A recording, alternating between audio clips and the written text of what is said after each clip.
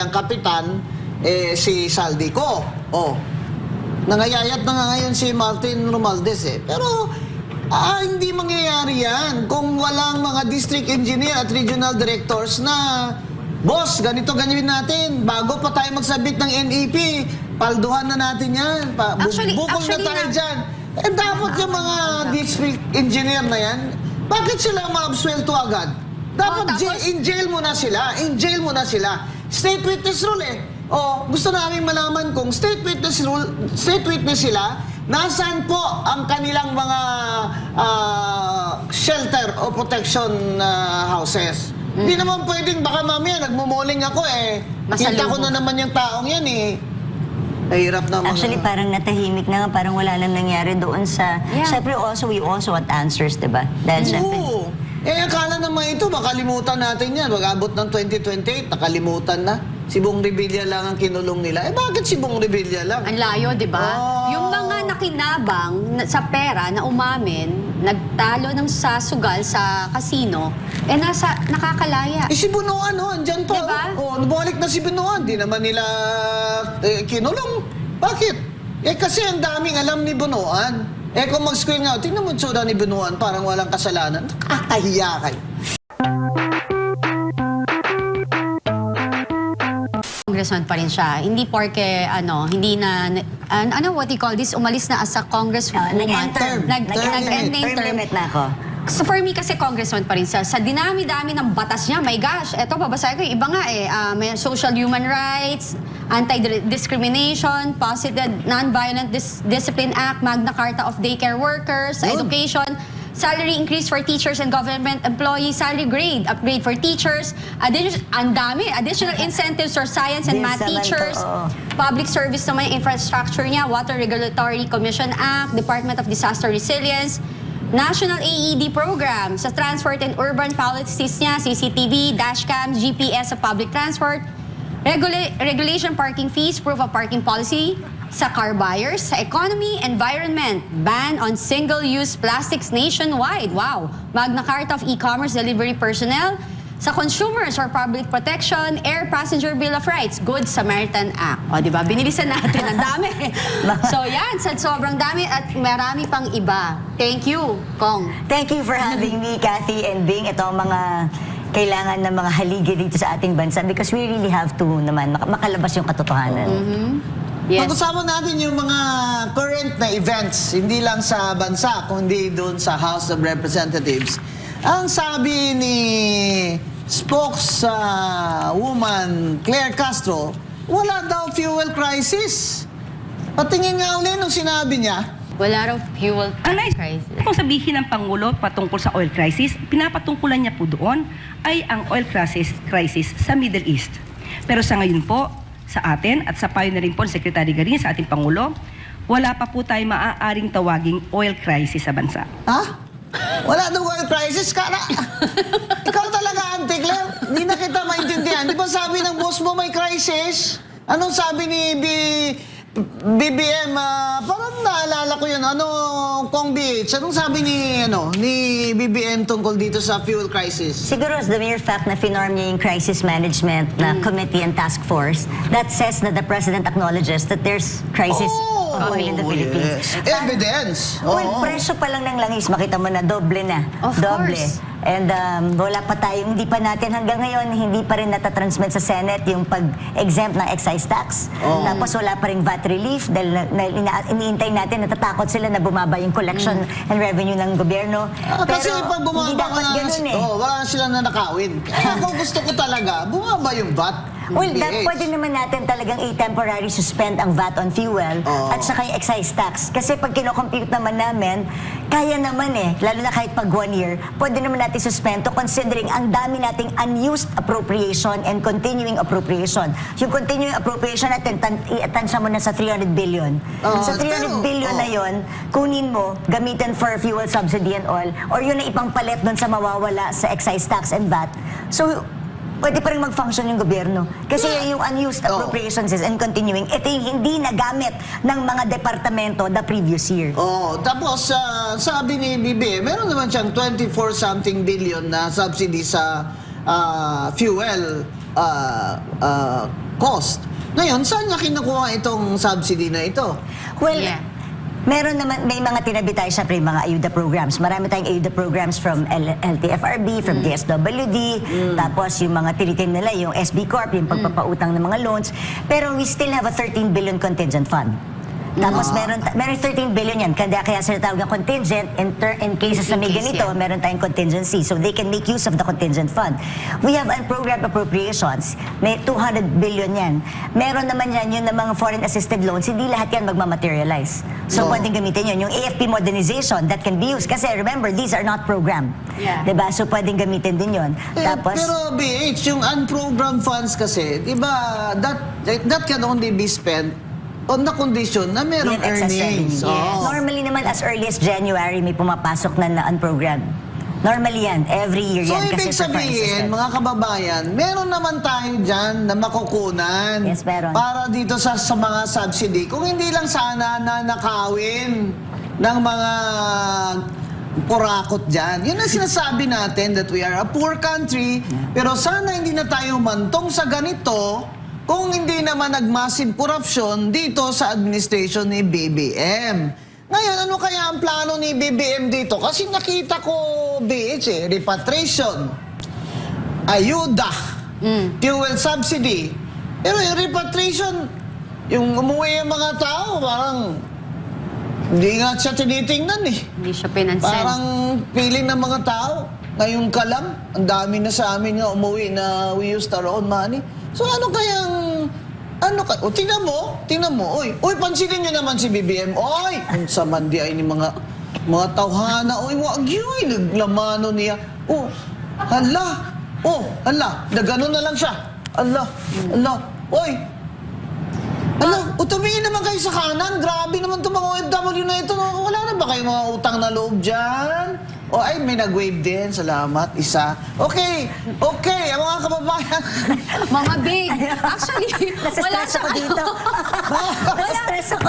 Mama Bing, actually, tayo ang may utang, ang presidente ang may utang na loob sa ating OFW. Oh. Because if not for them, di ba, Kong Bernadette, is bagsak ang ating ekonomiya. $32 billion Yung isa pang last dapat year. natin tignan, break 60 na yung ating exchange rate, yung ating peso-dollar exchange rate. Oh. So, kaya hindi ko lang paano sasabihin walang crisis. Ito palang, Yeah. kaya short-term solution, wala naman tayong magagawa. Ang pinaka-short-term solution talaga, mag-fuel subsidy.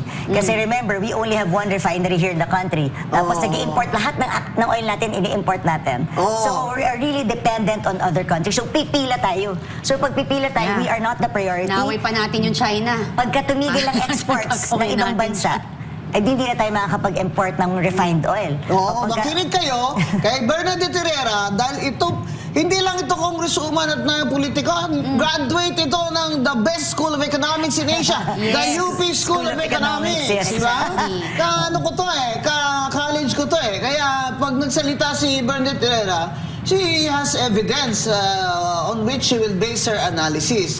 So, palagay mo kaya ang the big question, Kong BH,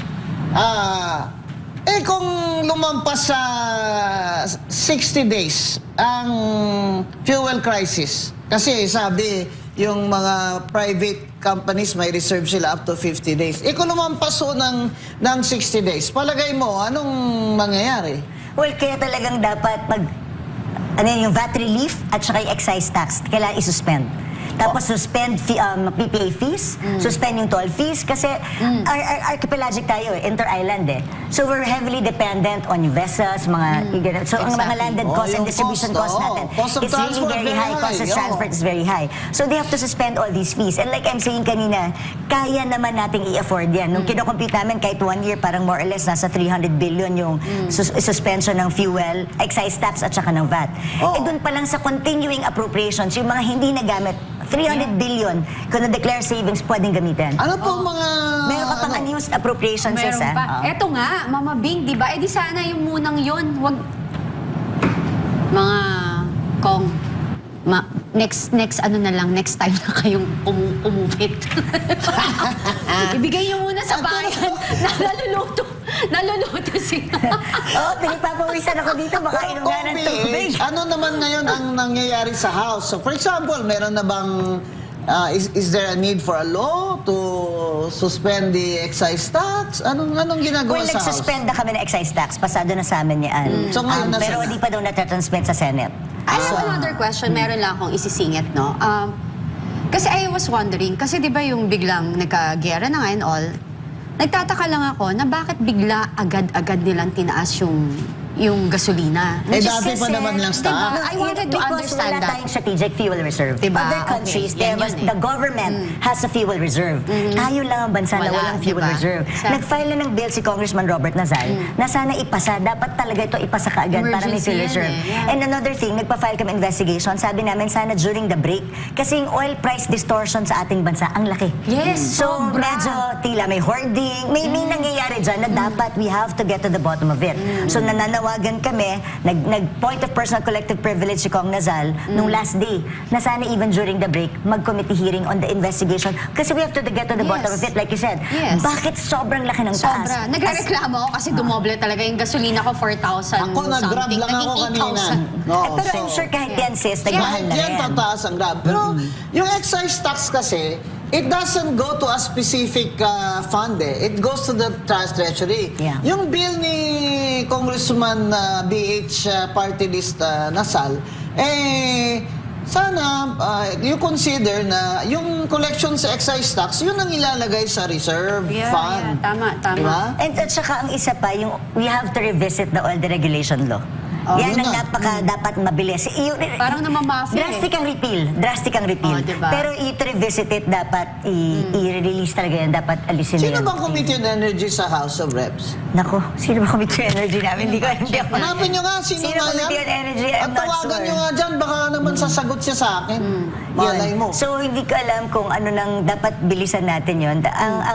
We only have one refinery here in the country eh. So, isa lang ang nag-i-import ng crude oil. All the rest, they import refined oil. So, pag ilang bansa lang yan? Singapore, Korea, Korea. China. So, Indonesia. pagka nag-stop itong mga to mag-export, paano tayo? Malaysia. If the, if the, Yung saddest part din po dyan, Kong, is yun nga paulit-ulit namin pinag-uusapan, yung commodities natin, nakaasa tayo sa ibang bansa. Yes. Tapos of course, that will affect also our yung way of life natin. Kasi especially the dollar went up. So, ang hirap nun. Ang wala tayong solusyon ni 50%. BBM, BH, ay bibili daw siya sa China. Talagay mo kaya, Kati, bibentahan siya ng China? Well, I think, ibebentahan siya ng China. Ako sa tingin ko, Kasi ang China mabait. mabait ang Si China. Tariela lang ang Hindi. hindi mabait. Trade-in daw, trade-in. Ang gusto ko, mag-ambassador to China, si Tariela. Oo. Siya ang humingi doon na bibili tayo ng fuel. Para naman ma-realize niya na yung ginawa niya, na binastos niya doon sa speaking niya doon yung premier ng China, niglagyan niya ng caricature doon, ay Prime hindi Minister. tama yun. Well, Hindi yun ipagdasal tama. ipagdasal natin sana wag tumigil ang export Oo. nila. Kasi paano kung feeling nila Yes. kulang sila? Eh, kung Sa dami lang factory eh. yeah. That's another Diba? thing. Oh, Also. tsaka ito pa, huwag niyo masyadong awayin ng China dahil ngayon pa lang, bilihan ng oil doon through the Strait of Hormuz Yeah. yuan na, hindi na US. Saka syempre nagre-reserve sila ng storage nila. Exactly. Plus the fact na yung mga factories natin dito, yung kanilang mga raw materials are 50% of our raw materials are Come from coming them. from China. Exported also. Oo. Yeah. So bibili ka ngayon yuan. And nobody can walang makalaban sa kanila based on price. Oh, sabihin niyo itself. naman pro-China ka, Chati ah. May lahi akong incheck. Tumigil Oo. kayo, tingnan nyo yung mga bahay ninyo from your placemats, inyong lahat naman yan made in based in China. China. Sino mahilig sa iPhone? Oh. Made in China yan. Mga... Ay, ayoko lang sabihin na dahil sinasabi natin ng China ay may fuel na baka bentahan tayo dahil sa tayo ay naman neighbor, hindi naman ibig sabihin na pro-China tayo. Kasi kung Fact-based pro-China ako, dahil dyan lang na argumento, lalo naman si BBM pro-China. Trade Exactly. yan eh, trade. That's Oo. trade. Basically, it's trade. Hindi naman yan political. Yeah, It's yeah. trade because everything really comes That's from a them. stupid, stupid na narrative na sabihin na pag Uy, bawal sinasabi ang mo mga lang. stupid dito, bawal. Sa totoo lang. Mga kababayan, Kaya nandito si Kong. ano pa kaya yung ibang ginagawa ng House of Representatives? Representatives ngayon, BH, para hindi lang sa crisis na ito, narinig na natin yung bill ni Congressman Nasal of BH Party List. Sa Senate ba, ini-expect nyo na ma-approve yung bill na yun? Sa excise tax? Yes? I'm sure. They actually hinihintay na nila. Kasi that's really necessary. I think, kasi naguguluhan nga ako, sinertify siya as urgent. Pero parang walang hindi daw sure kung gagawin. Kaya doon ako, kung certified as urgent, dapat ang bilis ang nakalating sa Senate. Kaya nga namin magpasa na mabilisan talaga eh. Exactly. If you And, want, di ba, pag may gusto mo, may paraan pag ayaw mo, Kaya may hindi ko dahilan. naiintindihan. Now, I if think they kinakabahan will sila na... suspend collection of excise tax, ano ang estimate na magkano ang Makokolekt. mawawala sa tax sa gobyerno kung isususpend? Wala pa silang sinasabi. Ako, nung inaaral ko lang, nagpapakompute ako, parang nasa 140 plus. Kung 1 year ha. Kung 1 year. Depends kasi ilang months may isususpend yung excise tax. Oo, ay di dapat doon sa... Mga 150, 140. Oo, dapat Billion. Yeah, then maybe in the Senate they will compute that with accuracy. Yung VAT relief ang wala pang Ay, nag-aasikaso. galing. Si Secretary Kasi yung VAT Recto. relief, pero that's the point eh. But it's needed. We really have to do that kasi hindi natin alam. Kasi wala nga Yeah, tayong wala oil reserve tayong dito. ano. Kasi kung efficient nilang gagamitin ng agencies ang budget nila, maraming sobra. So it's okay for us to have that VAT relief. Sa sobrang-sobra nga, may 805 billion ngang... Utang na naman. Hindi, yung mga retired men in uniform nagkaroon At saka si... Diba? Ibig sabihin may pera talaga somewhere na kung Meron. gusto mo talaga, may Eh, paraan. May pera sa maleta. Oo, yun ang problema.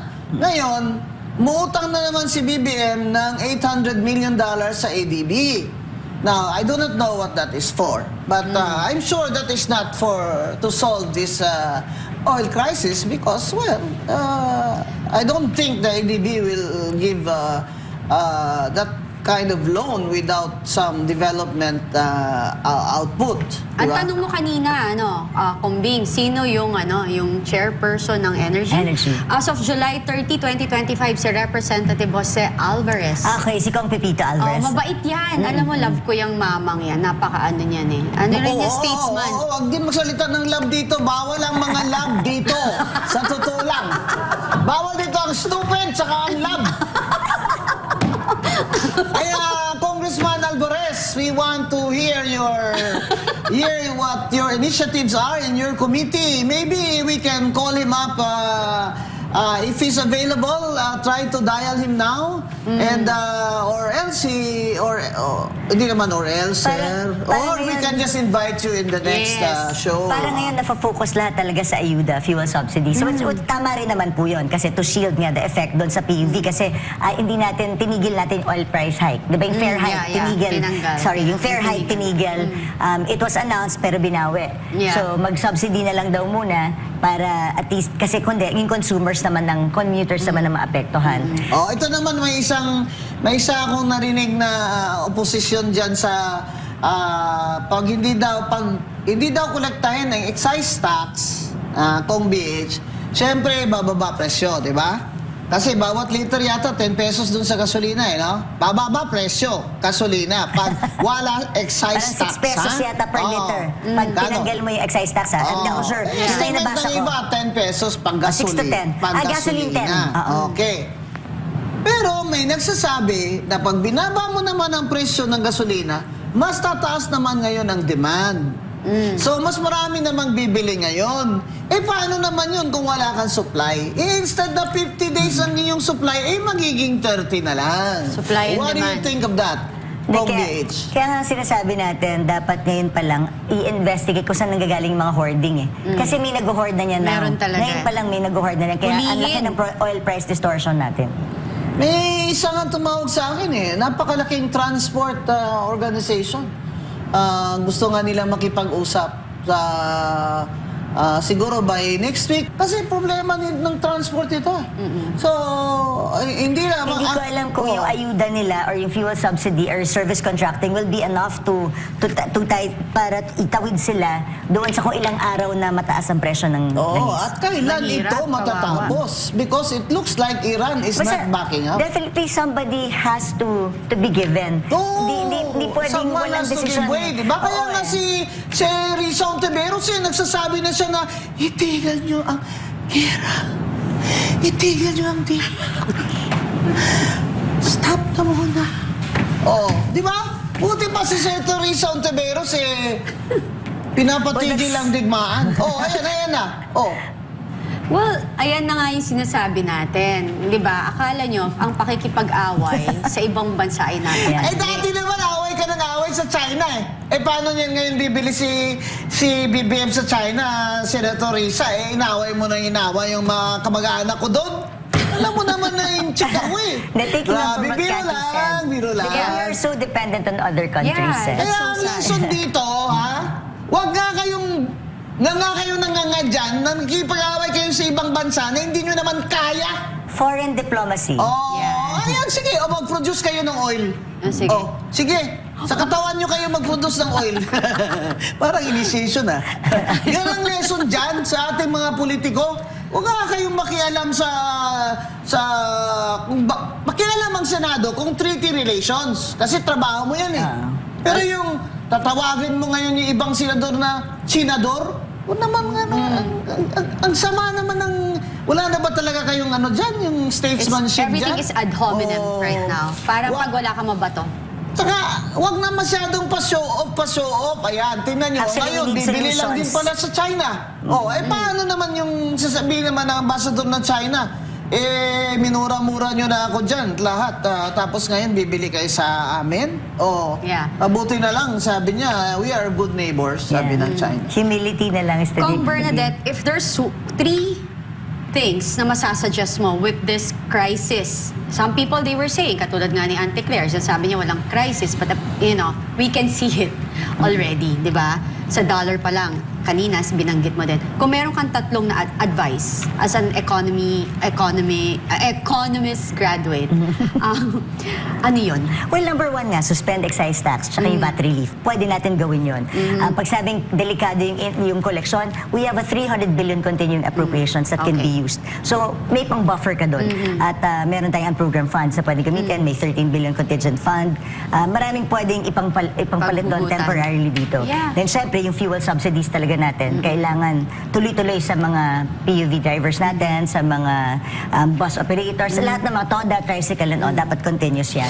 At yung oil reserve, kailangan natin ng fuel storage, yung investigation. Kailangan mag-investigate Kailangan kami. alamin. Bakit may oil price distortion right now? Saan nanggagaling yun? So, yun yung 3. Pero ang long term natin, dapat oil deregulation law, i-revisit na natin. Kasi yun talagang wala tayo. Oo, dapat That's very i-revisit yun. important. And then, yung monopoly dun sa... Alam naman natin may monopoly Meron tayo dito. So, monopolies. kailangan yung distribution natin mas i-widen pa and magpasok na mas marami pang players in the market. Cartel! Yeah, mafia. Cartel! Yes. May Diba? mafia talaga. I mean, That's alam very naman nating realistic lahat here, yun. yeah. Marami tayong monopolistic dito sa ating Monopolistic, country. opportunistic, Ayan. lahat yan. Kronismo, lahat yan. We Check. really need to release that already. Check Kasi ng para big- mas maraming players, Yeah. mas maraming competition, mas bababa ang Oo, presyo. sa totoo lang, kapag yung competition mo is mas marami, mas nagko-compete sila to each other, pababaan ng presyo. Yeah. Pero sabi nila, yan daw ang purpose ng Oil Deregulation Act. Bakit hindi pa rin nangyari? Sabi nila. May cartel pa rin. Kasi nga, corrupt ang gobyernong ito. Napaka-corrupt. Lahat pag may crisis, isipin na naman saan sila magkakapaldo. Natatandaan mo yun, Kombing, binanggit mo na nga yan sa BOC, di ba? Ay, sa Department of Agriculture. Yung sa palay. Ayan na naman sila, di ba? Oo, di ba? So, may cartel Mafia. Kanya-kanyang kakoy kung sa Bisaya ba Hindi, ba? kaya maganda talaga yung mga nananalo na nagsaserve sa public. They're not indebted to anyone. Yes. Sa They're akin, not kaya akong indebted. BS, wala na lang sweldo. Hindi, tsaka hindi ka indebted doon sa mga ilang Yeah. players here in the Philippines. Exactly. Yung Otherwise, allocables sa Kong BH, Yes, tayo ayan doon. na. Oo. Ano ba yung allocables na yan? At, Inom ka muna tubig. Nakikipagpatayan ang mga congressman dyan sa allocables na yan. Ano Kong BH ang hindi, allocable and allocable, lagyan muna natin ng context. Yung non-allocable kasi, ito yung ito yung DPWH, yung 001, 002. Ito yung mga, pag sabi mo, ito yung roads and bridges, saka yung mga flood control na control ng DPWH. Ang non-allocable, ito naman ang sa mga legislators. Ito yung sa leadership, parang leadership allocation, di ba? Yun yung pwede mong i-request. Parang meron kaming pwedeng i-request Na project. projects. Na Kasi infra. syempre, na infra. I-request lang naman yan, pero hindi namin sure kung papayagan Kung yan papayagan. ng DPWH kasi wala na kaming PDAF, wala nang pork barrel, di ba? Wala So na siya. basically, yung 01 na sinasabi mo, that's the allocable na ang nag-handle. Non-allocable to. Non-allocable. Yun yung sa DPWH. DPWH. Yung Yes. allocable, yun yung sa congressman. convergence. Ay, Yung yung sa legislators, hindi naman Oo, ay, sa legislators. Congressional initiative, yung mga Yeah. requests. Ay, yung Hindi pa 5 sure. billion ni Sandro, ano yun? Allocable o non-allocable? Well, nung pinag-aaralan kasi namin, yun lang masama, medyo pati yung non-allocable na napakialaman, nagkaroon ng, so nagkahalo-halo na yung allocable. Inikot. Oo. Parang yun naman yung tinatawag natin na napaglaruan sa DPWH, yun naman yung non-allocable. Napaglaruan Pati ng mga ito. maligno sa DPWH Yes. ang non-allocable. Non-allocable, which shouldn't be kasi dapat yan. Meron naman tayong software that says anong road ang dapat lagyan. Anong road ang kailangan. Hindi dapat siya kung sino yung malakas. Yeah. Kung sino yung dapat bigyan na Dapat allocation. ano yung priority. Dapat kung ano yung kailangan talaga. So there's a Tingnan mo software that DPWH follows but was never followed. Yan, Oo. pagdating sa mga amendment, syempre kanya-kanya na yan kung sino ang malakas Yeah. sa Ano nga kusina, ang top sino dyan? ang malakas sa Top 10 dyan na non-allocables? Eh, aside from Sandro, siyempre si Romualdez, di ba? Kumusta mga ano dyan? Ano ba? Inom na lang ako ng tubig. Kumusta? Yung aking best friend, ha? Bakit ganyan, ICI? Eh, isa na lang naiwan dyan, si Chair Andy na lang, Reyes, eh. Lahat nagsiresign na dahil hindi kaya. Hindi kinayang pipirmahan yung mga gusto niyong pirmahan na absuelto si Romualdez. At saka dapat Actually- i-public yan. Yung Actually, kanilang, maganda rin talaga malaman ng investigation. public, even our fellow congressmen, Yes. magandang malaman nila kung sino talaga yung mas malaking allocation na nakuha. So Yes. that they will also know kung naging fair ba. Oo. Kasi kung mahirap yung, kung ang dami mong roads na lang dapat gawin, pero ang late lang ng binigay Eh, sa'yo. si Hindi ba dapat it's Garjola, by oh. needs? Oh, Dapat bitch, by si needs, Garjola, ano? di ba? Ba't ang laki-laki ng budget ni Garjola? Kasi si Garjola, utak. Dating DPWH, USEC, si Garjola, broker. Nung iba. Kaya lumaki yung kanyang ano. Teka muna, ICI, si Garjola ba napasok sa ombudsman na case nyo? Baka naman mamaya pagpunta ko ng Batangas magkita pa kami niyan ni Garjola eh. Nag-amlak daw, Ang na-amlak daw pinakamasakit siya. naman lang Na-unlock na siya? I think Na-unlock na so. siya? Na-freeze yung Alam mo, account. kung sana pumunta talaga sa project, di sana. Yeah. Yun lang, kung hindi Yeah. lang siya naging ghost, sabihin na natin kahit ang laki ng nakuha mong allocation Oo. for your district. Pero may nangyari. At least kung may nangyari, then magpapasalamat yung mga constituents Oo, mo. pero unfair kung kunwari, yun, ang dami. Yeah, I know it's Oo. unfair, but I'm just saying, ilagay na May natin, pinuntahan. sinwerte ka.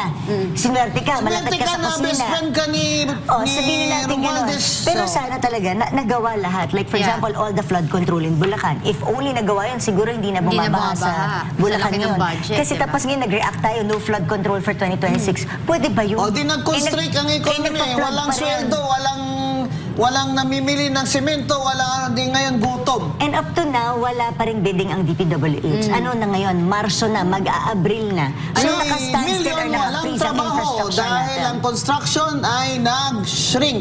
Secretary Vince Dizon, ano ang safety net mo dito? Kasi sabihin ng tao, papapel lang pala yung mga declaration na yun. No, ngayon, dahil hindi naman talaga si Vince Dizon economist, ano lang siya, marami siyang public service, pero hindi siya economist or what.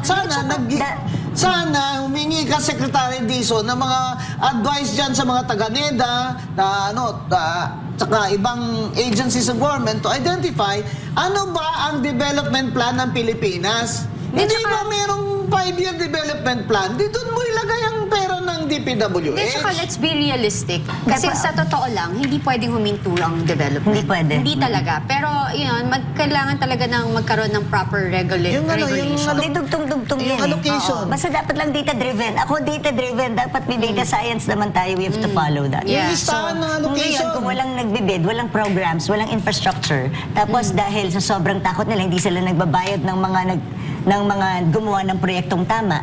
Di ba kaya sabi namin sa DPWH, sana ilabas nyo yung mga construction companies Yes. na hindi affected or walang ghost, walang ngayon, hindi walang nilalabas? problema.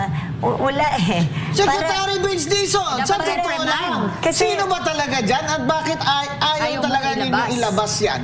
Kasi kahit yung mga bangko, syempre, generalize nila lahat ng contractors. Eh, hindi naman lahat ng contractors masama ang ginagawa. Exactly. Diba? Hindi lahat ng Tama, construction tama. companies masama ang ginagawa. So ngayon, just generalize. So lahat kayo. So basta may government projects, mainit na kagad ang mga At bangko. saka, Secretary Vince Dizon, bakit naman itong si Bernardo at si Alcantara ay absuelto? Anong klaseng state witness rule kaya ang ginamit nyo dyan? Fake witness rule? Sila mismo tong pasimuno dyan eh. Siyempre yung mastermind doon si Martin Luther, tsaka siyempre yung kanilang kapitan, si Saldico. Nangayayat na nga ngayon si Martin Romualdez eh. Pero hindi mangyayari yan kung walang mga district engineer at regional directors na, boss, ganito ganyan natin. Bago pa tayo magsabit ng NEP, palduhan na natin yan. Bukol na tayo dyan. Dapat yung mga district engineer na yan, bakit sila ma-absuelto agad? Dapat in-jail mo na sila. In-jail mo na sila. State witness rule eh. Gusto namin malaman kung state witness sila, nasaan po ang kanilang mga shelter o protection houses. Hindi naman pwedeng baka mamaya nagmumuling ako eh. Kita ko na naman yung taong yan eh. Nahirap na mga... Actually, parang natahimik na nga, parang wala nang nangyari doon sa... Yeah. Siyempre, we also want answers, diba? Dahil siyempre... Oo. Akala naman ito, makalimutan natin yan. Mag-abot ng 2028, nakalimutan na. Si Bong Revilla lang ang kinulong nila. Bakit si Bong Revilla lang? Ang layo, di ba? Yung mga nakinabang sa pera na umamin, nagtalo ng sugal sa casino, nakakalaya. Si Bunuan, andyan pa. Diba? Nabalik na si Bunuan. Di naman nila kinulong. Bakit? Kasi ang daming alam ni Bunuan. Kung mag-screen nga, tingnan mo yung tsura ni Bunuan, parang walang kasalanan. Nakakahiya kayo. Nakakahiya talaga to si Bunuan eh. Actually, kung tutusin mo kami, para kaming pulubi kung magre-request kami ng project. Yeah. Parang sana naman mabigyan tong project na to, na-request to ng mga mayors, dumaan sa RDC, pero talagang barya. Pero yun pala, ang dami-dami palang available na pinapamigay. Marami rin pong congressman ang masamang loob. Kasi ilan lang naman talaga ang nabigyan ng maraming proyekto. At Kaya dapat reforma talaga. Reforma. Hindi lang dyan sa DPWH, sa lahat ng ahensya. At hindi ito makaka-reform ang gobyernong ito sa administration ni BBM. Pero ang focus natin, DPWH pa rin dahil ayaw natin makalimutan ng tao. Kasi ito ginagawa nila ngayon, gusto nila makalimot tayo. tingnan mo lang, for example, 1.1 trillion ang budget ng DPWH last year. Ngayong year na to, ilan na lang? 600 billion na lang. Diba? Kasi pwede naman, so doon pa lang, ang laki na lang Alam na mo tipid na, na pwedeng makikita. mailagay sa lahat ng bagay. Tsaka sana, yung mga magiging secretary, you don't protect kasi kaibigan nyo, kasi yung gobyerno ito. Pag nagkamali, yung mandato nyo is panindigan nyo na protektahan ang pondo ng bayan. Yung pinoprotektahan nila, bulsa nila eh. Before I spoke to Secretary Banoan, sabi ko, ba't hindi nyo i-insist sa Congress yung software, yung needs assessment? I-insist nyo dapat, turuan nyo kami. Kami sabihan nyo na hindi, ito dapat ang nilalagyan ng mga pondo. Hindi pero naman daw una nila mag-multiply yan ng 5 times 15 eh. Di ba? Pina-compute yan ni Senator Marcoleta. Ang sagot niya, 55. Pambira. Nakabasa ka ba talaga ng Civil Engineering Board? Kasi alam mo, siguro pag titingin mo, dahil syempre, subject to commission on appointments. Ang commission appointment, majority, legislators. Grado mo sa amin, Bunuan. Palakol na naman. Yan. Sa totoo lang, si Secretary Vince Dizon is not as I expected na magiging gang-ho dito. Kasi nung simula dyan, sabi ko Ang ba, ingay. kilala ko tong tao to narinig ko na to dati. Tapos, mga hayop kayo. Sabi niya, Well, in hayop fairness kayo. naman naman, hindi pa rin kasi siya appointed, hindi pa rin siya Ay, official ay, secretary ng oo, department. alam mo, ang dami raw yung So, secretary. marami rin siyang pwedeng, marami rin siya, constrained din siya to do a lot of things because he's really not officially appointed as Oh, well. alam mo ba, yung